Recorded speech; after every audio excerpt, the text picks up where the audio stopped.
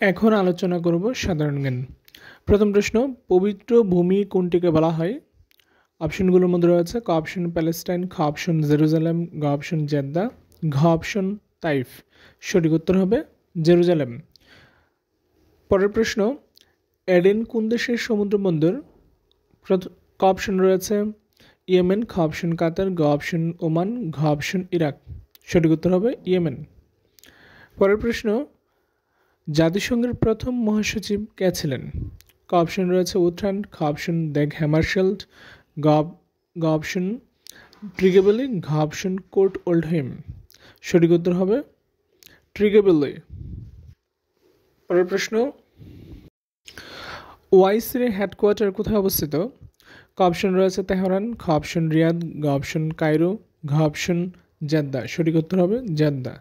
ধন্যবাদ সবাইকে।